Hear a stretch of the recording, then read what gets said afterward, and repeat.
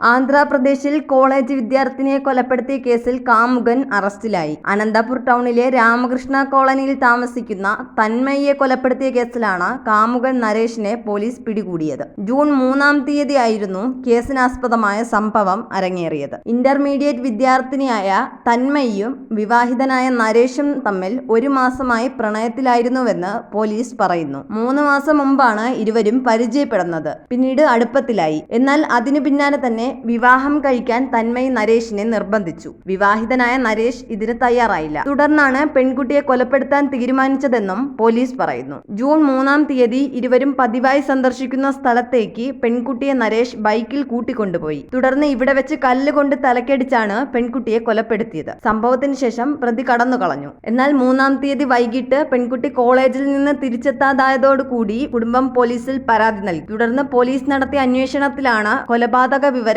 പുറത്തറിഞ്ഞത്. അതിനിടെ കേസന്വേഷണത്തിൽ വീഴ്ച വരുത്തിയതിന് circle ഇൻസ്പെക്ടറെ suspend ചെയ്തതായും അനന്തപുർ ജില്ലാ പോലീസ് സൂപ്രണ്ട് ജഗദീഷ് പറഞ്ഞു. ന്യൂസ് ഡെസ്ക് വിസ്മയ ന്യൂസ്.